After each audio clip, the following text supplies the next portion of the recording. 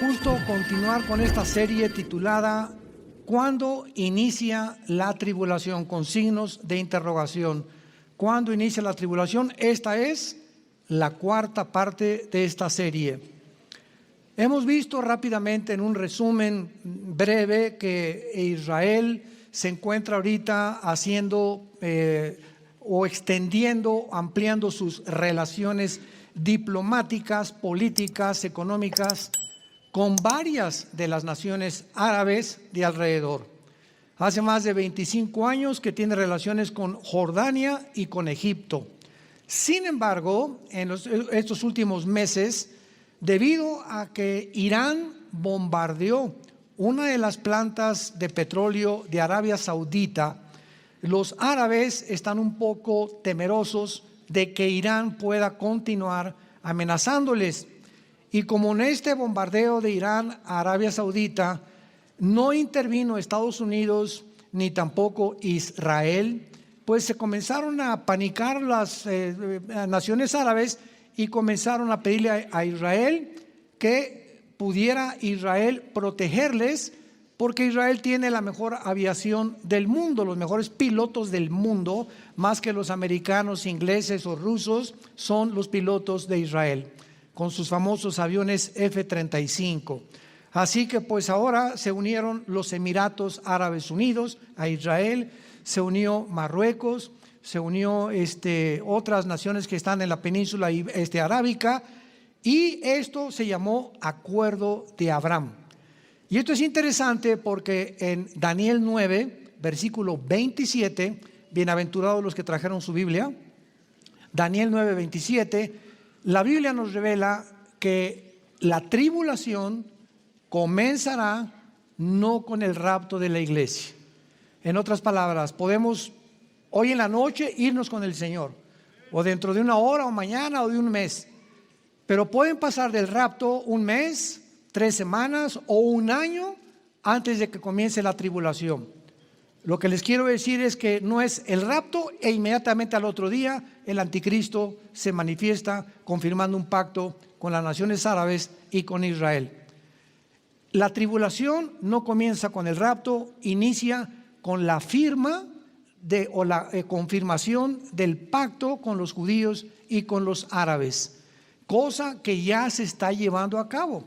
Por eso qué interesante que en Daniel 9:27 diga confirmará, no dice firmará. O sea, va a confirmar algo que ya se había estado tratando anteriormente. Y es hace menos de un año que estas naciones árabes están entrando en una situación de protección bajo Israel. Esto es inaudito, es increíble, es maravilloso, porque desde el 48 del siglo pasado, 1948, que las naciones árabes han tratado de destruir Israel, estén buscando ahora protección de Israel. Así que están sucediendo cosas que nos ponen los pelos de punta y nos vemos con qué aceleramiento se están cumpliendo estas profecías que corresponden a los últimos tiempos. Muy bien, vamos a tratar a continuación la respuesta de una pregunta muy importante. ¿Por qué habrá tribulación?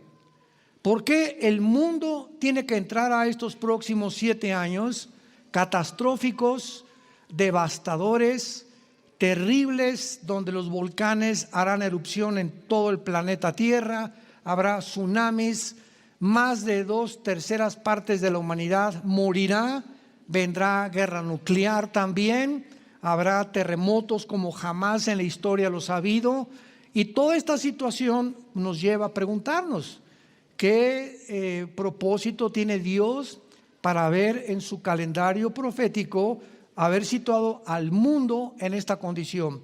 Vamos rápidamente, antes de desmenuzar esta pregunta, al capítulo 24 del libro de Isaías, porque nos va a ayudar a entender la mente de Dios.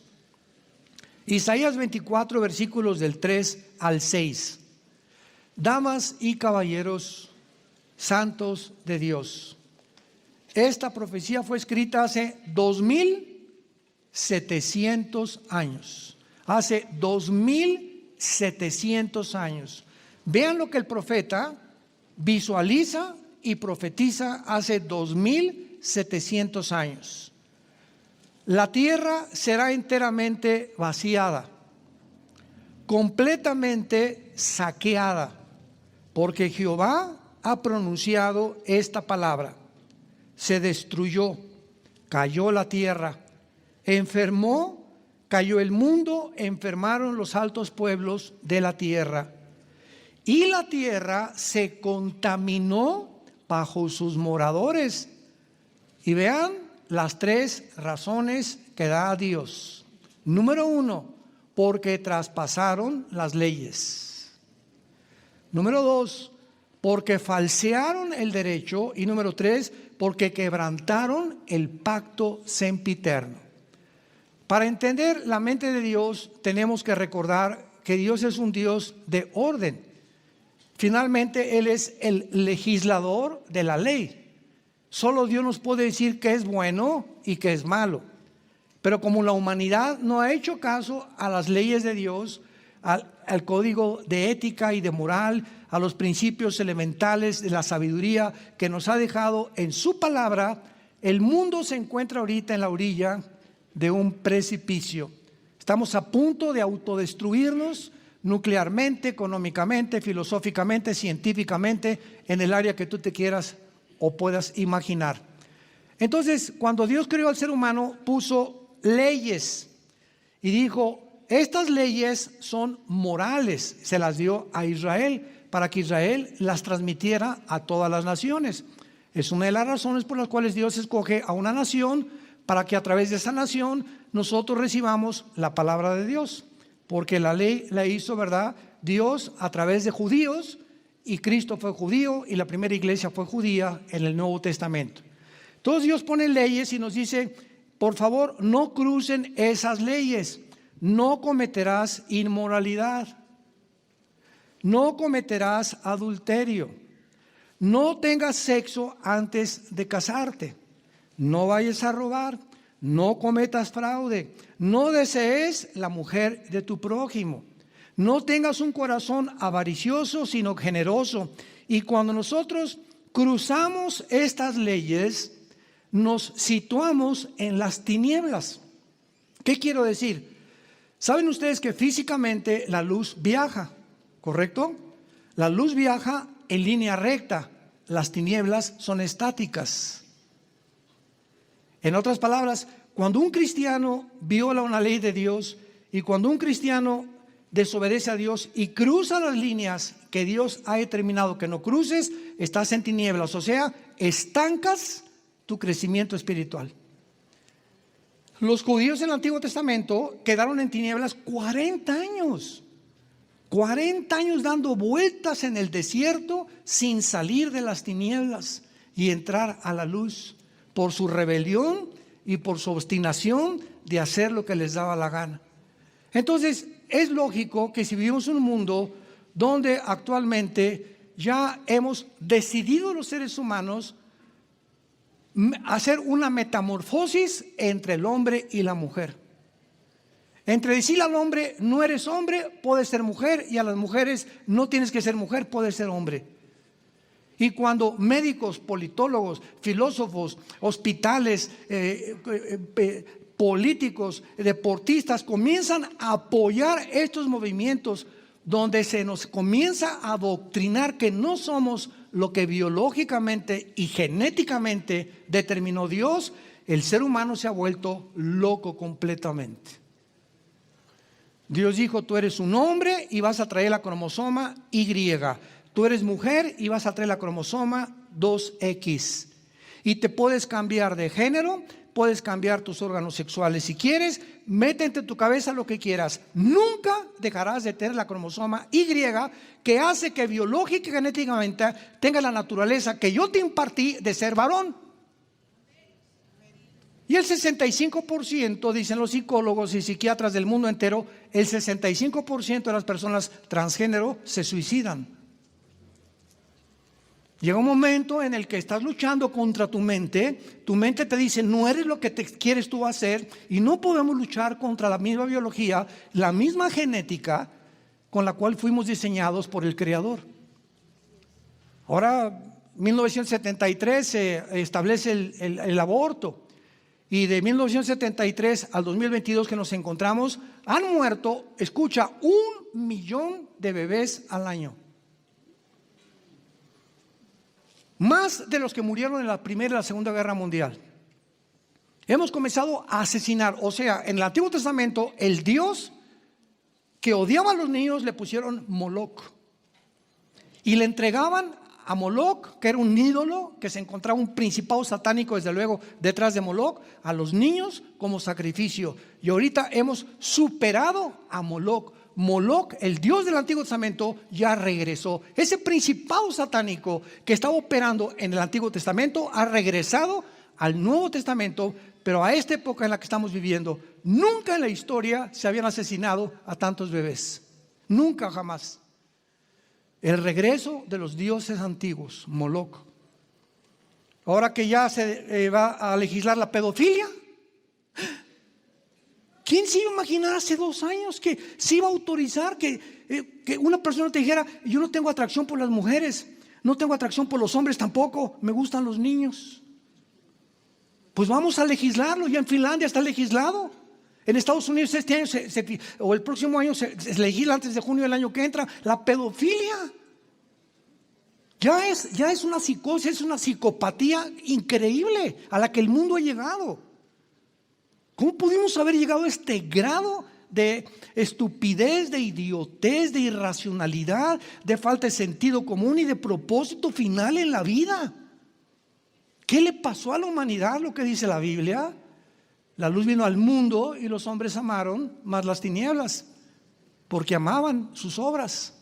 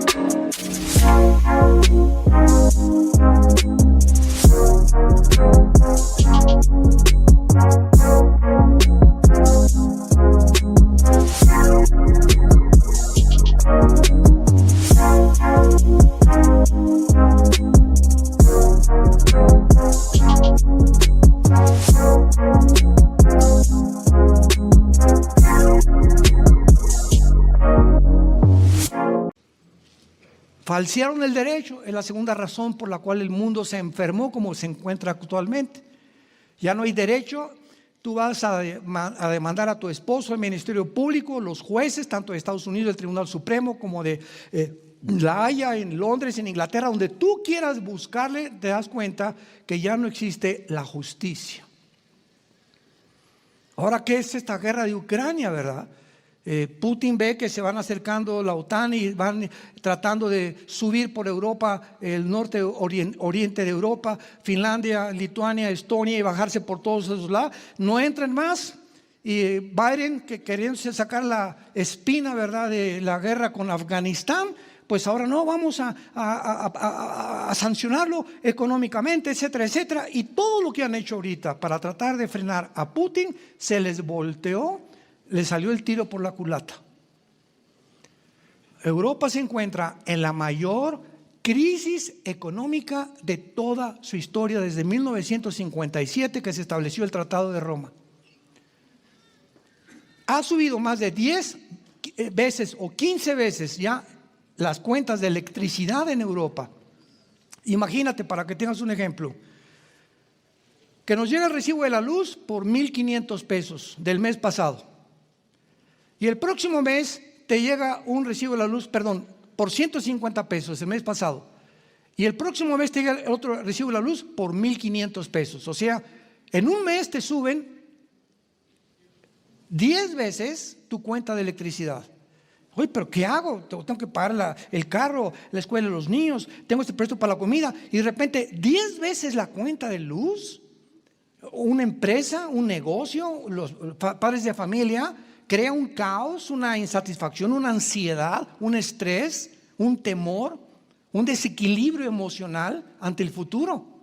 Y es lo que está pasando ahorita en Europa. Le cerró al gas, Putin, y ahora no tienen gas para que me anden castigando. Entonces vemos que son intereses, o sea, ¿cuál derecho?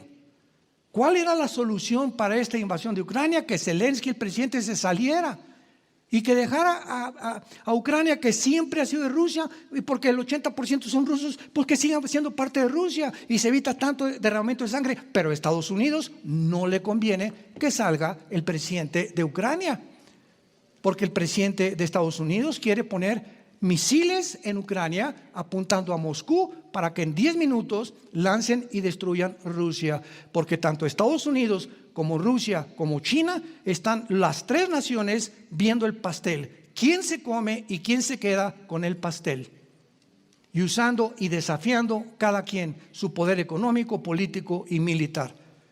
Estados Unidos está decayendo ya económicamente, ya no puede hacer un frente con los 30 millones de trillones de dólares que tiene de deuda externa, ya no tiene el poder que tenía hace 10, 15, 20 años, está haciendo a un lado. Europa está dando cuenta de eso y Europa se queda completamente aislada del mundo, porque su ejército, la OTAN, no les ha servido nunca para nada.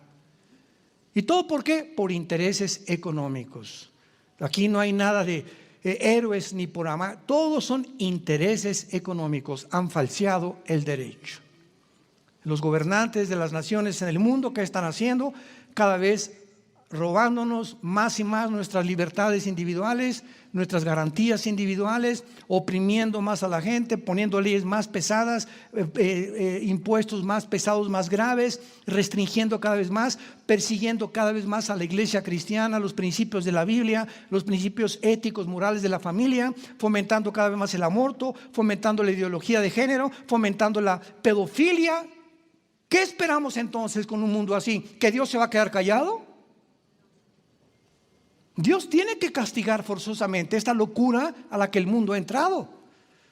De ahí los 7 años que vienen de tribulación, donde gracias a Dios nosotros no estaremos ahí.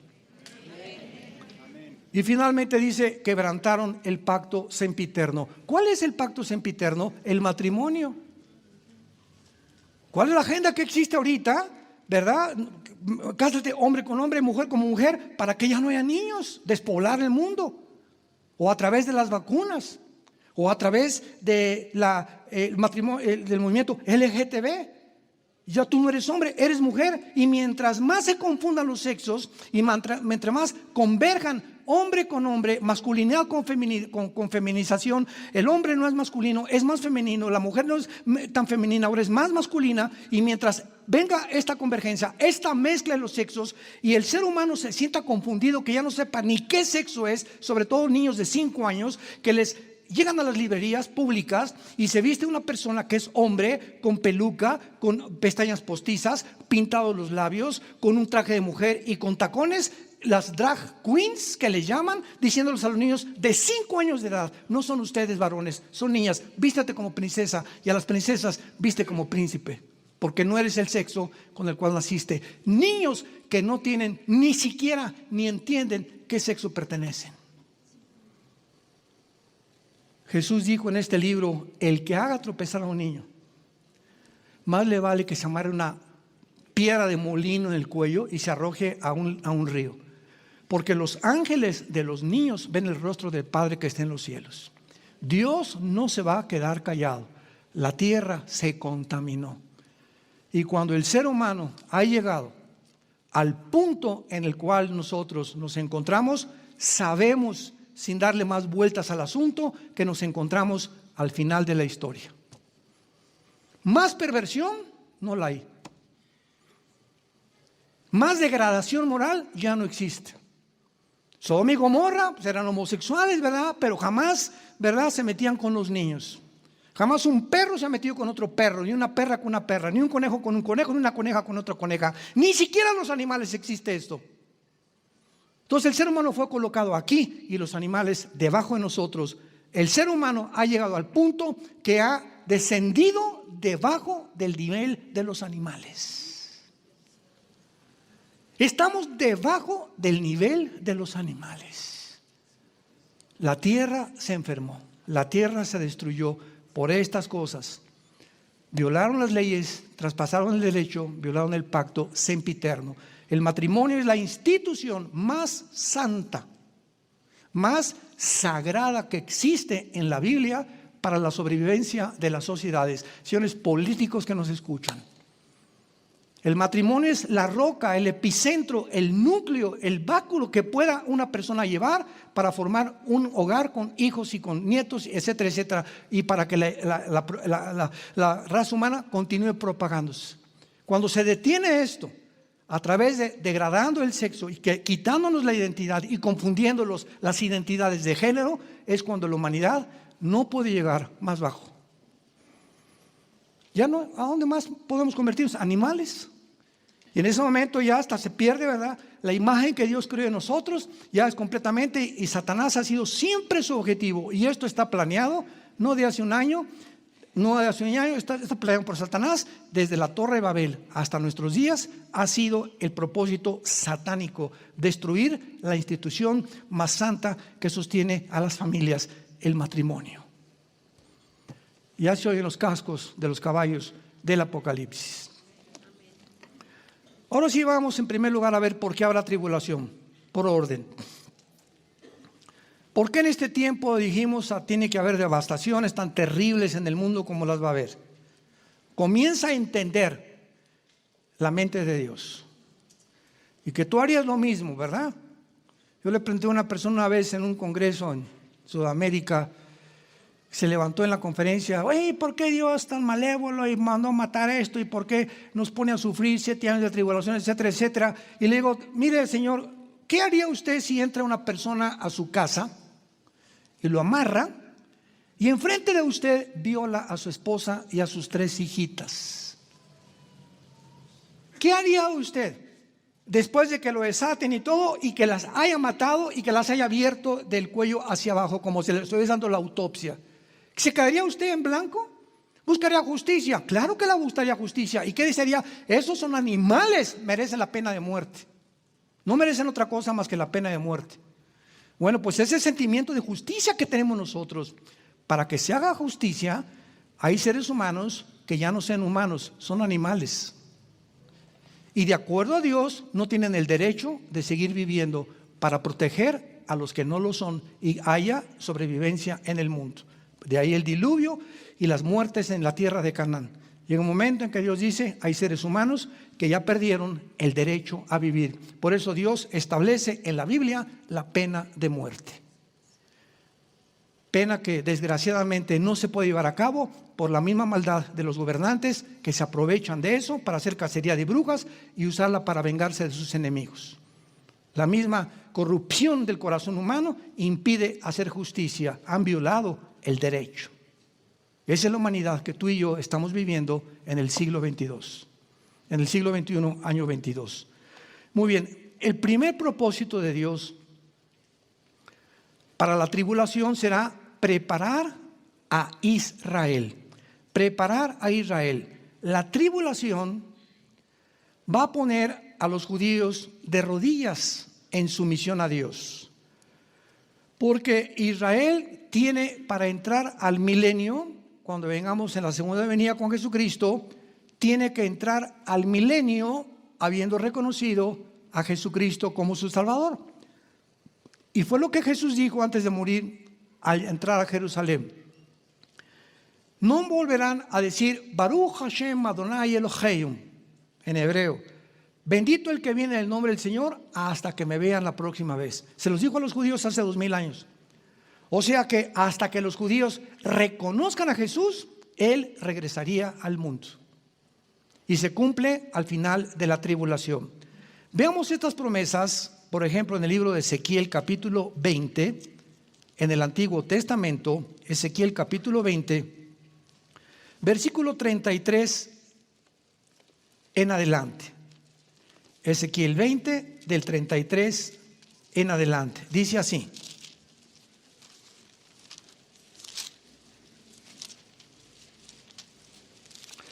aquí el profeta Ezequiel está anunciando claramente lo que va a suceder al final de los tiempos con la nación de Israel. Ezequiel 20, 33 en adelante.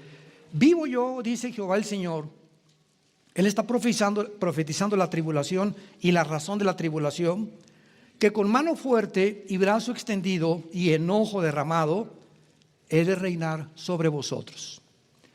Y los sacaré de entre los pueblos y os reuniré de las tierras en que estaban esparcidos, con mano fuerte y brazo extendido y enojo derramado.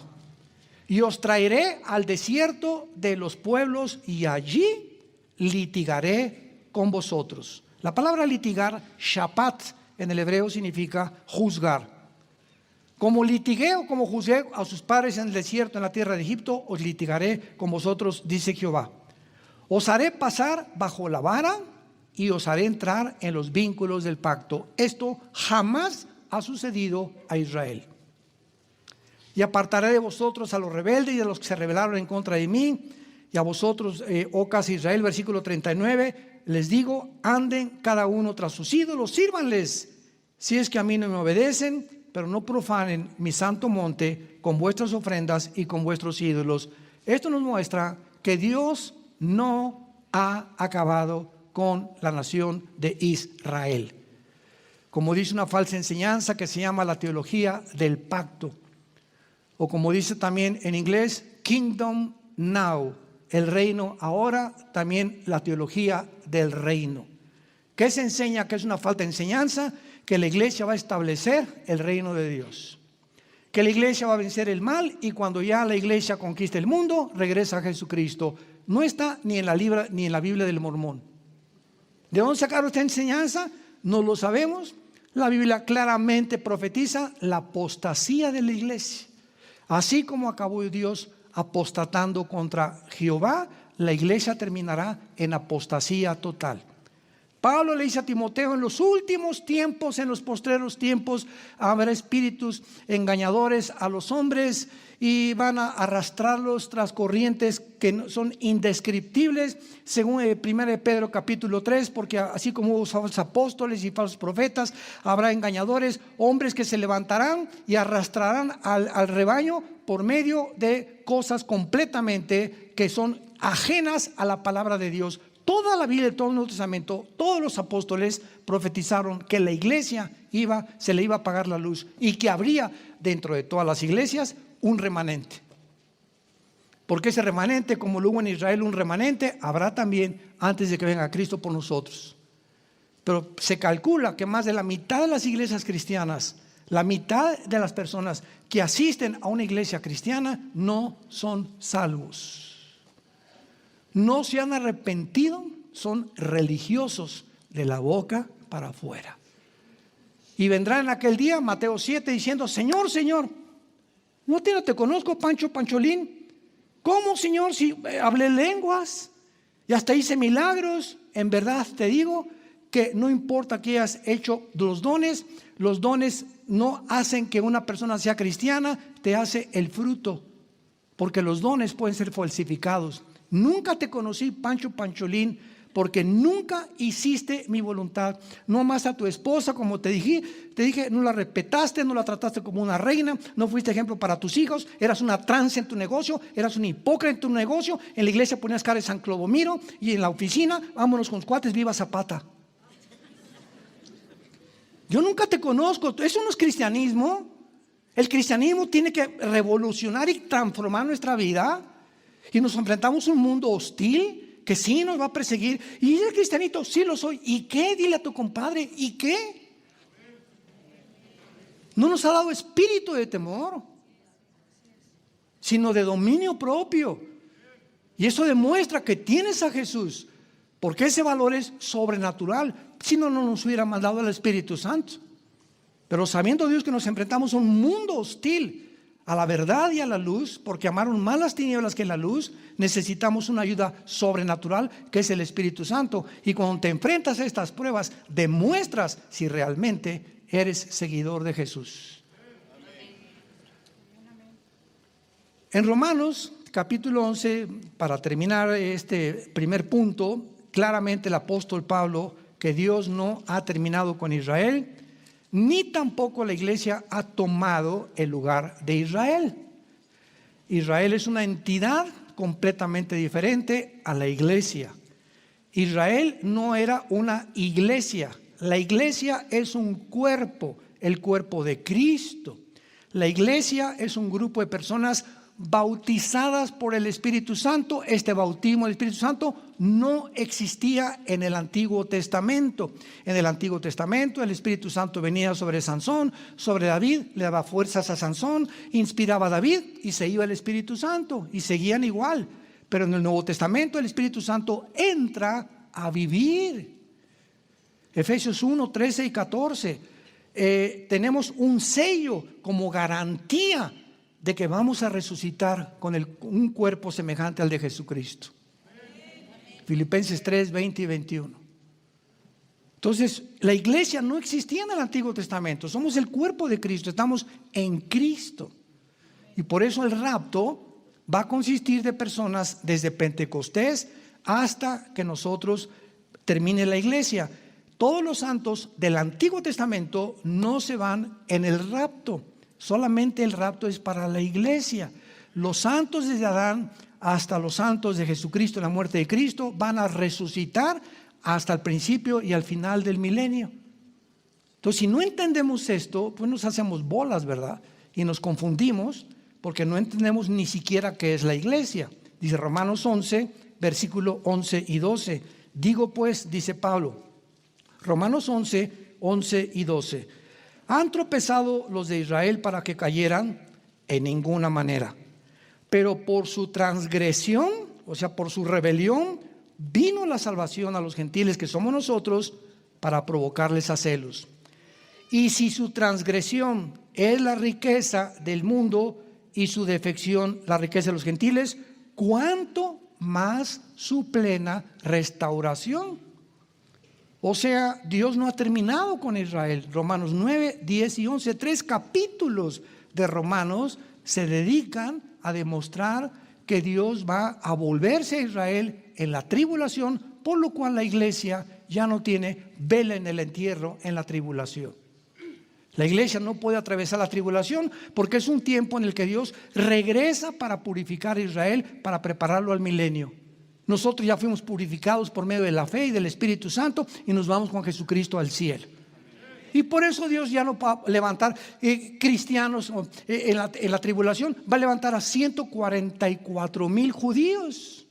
Judíos de 12,000 de cada tribu, Apocalipsis capítulo 7, y va a haber un avivamiento impresionante, lo veremos más adelante. Y luego los 2 testigos que también son judíos.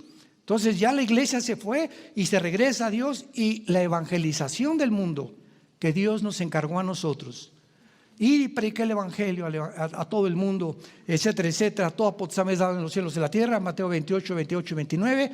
Eso lo van a terminar los judíos.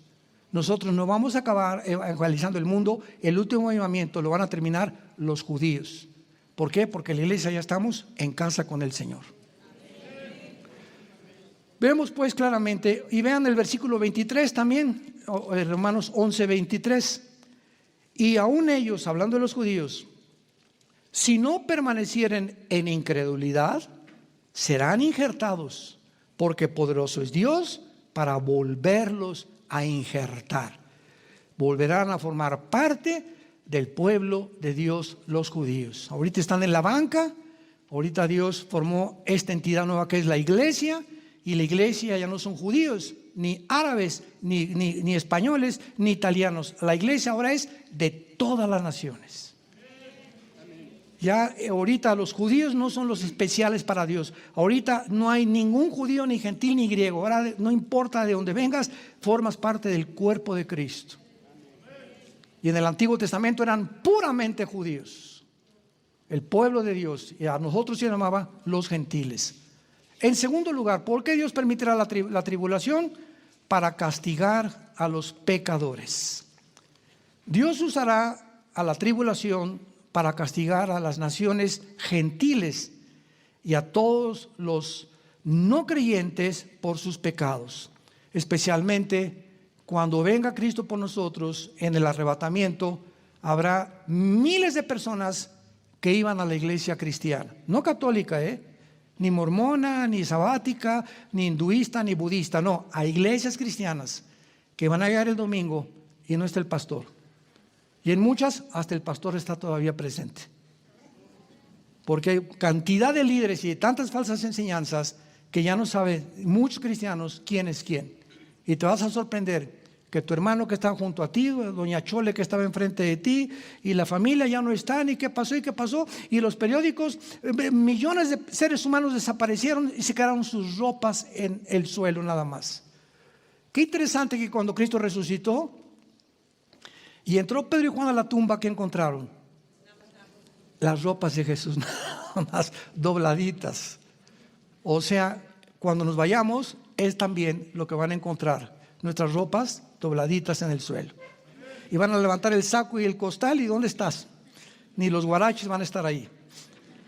Entonces, Dios claramente nos muestra, ¿verdad? En la segunda carta a los tesalonicenses, el apóstol Pablo explica lo que tiene que suceder con el mundo como está ahorita y por qué Dios tiene que castigar forzosamente, si no, Dios dejaría de ser justo. Sería un monstruo Dios, una abominación, un Dios que no hay justicia y un ser que no imparte justicia, es una abominación. Él tiene que castigar a los pecadores tarde o temprano. Dice la segunda carta a Tesalónica, capítulo 2, versículo 11 y 12. Por esto Dios les envía un poder engañoso para que crean la mentira. Y aquí seguramente está hablando para las personas que están durante la tribulación. Dios mismo va a enviar un poder engañoso para que muchos de los que están en la tribulación le crean al anticristo. La mentira es el anticristo, el cual habla los versículos anteriores, a fin de que sean condenados todos los que no creyeron a la verdad, sino que se complacieron en la injusticia. La tragedia más grande que le sucede a un ser humano al rechazar la luz: Dios, déjame yo ser Dios, yo voy a hacer mis mandamientos, la cruz no me interesa ni lo que hiciste por mí en esa cruz, déjame, no me gusta nada de lo que me estás diciendo, yo voy a establecer mi código de conducta, mis 10 mandamientos, etcétera, etcétera. Cuando un ser humano llega a ese punto, Dios lo deja. Esta es la condenación más grande que hay en Romanos capítulo 1. Entonces Dios te empuja para que te hundas más rápido en tu soberbia, porque es soberbia. Y te conviertes en Dios. Por eso he dicho que el ateísmo es insostenible filosóficamente. Porque si una persona quiere alegar conmigo que no cree en Dios, y le digo yo, bueno, si no crees en Dios, pues tú eres Dios. Y el momento en que tú te haces Dios, estás negando que seas ateo. Porque la palabra ateo significa sin Dios. ¿Y quién es Dios? La persona que establece o el que reina por su propia voluntad. Tú rechazas al rey, tú te haces rey, te haces Dios. Cabeza de aguacate. Este es el mundo que vivimos, un mundo sin sentido, un mundo loco, un mundo sin ninguna racionalidad ya, sin ningún sentido común para vivir, sin ningún propósito final para existir. Es un mundo completamente loco, está enfermo el mundo. Nunca el mundo en la historia, nunca en la historia había llegado al punto de degradación al que hemos llegado. Nunca. Dice un principio físico: 2 cuerpos no pueden ocupar el mismo espacio. Y así como físicamente 2 cuerpos no pueden ocupar el mismo espacio, así Jesucristo dijo: no puedes tener 2 amos. O me sirves en amor y tienes confianza que te sostendré y que te voy a cuidar, o permites que el miedo, el temor, la ansiedad, el estrés entre a tu vida y te tengo que dejar solo, porque no puedo violar tus emociones ni tus sentimientos. Esa es la fe. ¿Qué es la fe? Confiar que lo que Dios dice es verdad. Y si realmente tú crees lo que dice Dios que es verdad, te gobierna la paz que sobrepasa todo entendimiento. Vemos en tercer lugar,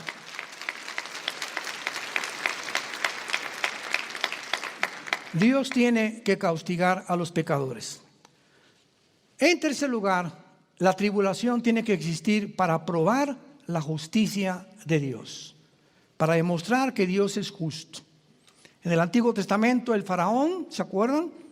En Egipto, jaja, no es cierto, Jehová no existe, quítate Moisés, sálganse Aarón de mi palacio, etcétera, etcétera. Y cayeron una plaga, 2 plagas, 3, 4, 5, 6, 7, 8, 9 plagas.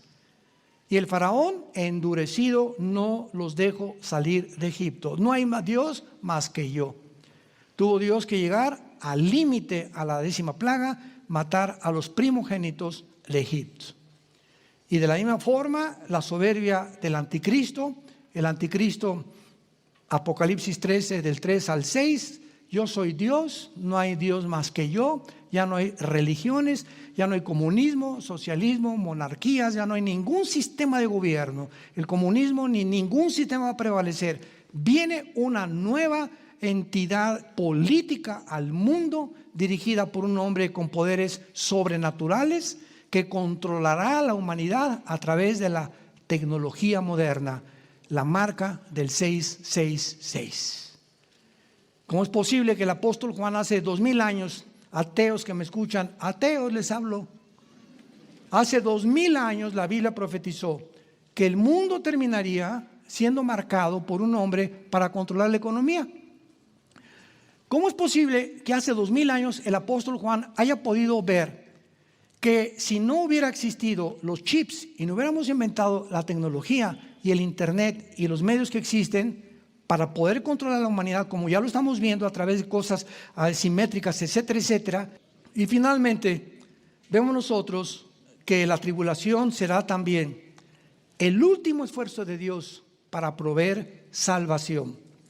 Veamos en el capítulo 7 de Apocalipsis que habrá el más grande avivamiento en la tribulación, no antes. Antes de la tribulación no va a haber ningún gran avivamiento mundial. México para Cristo, Argentina para Cristo. Ni en la Biblia budista existe eso.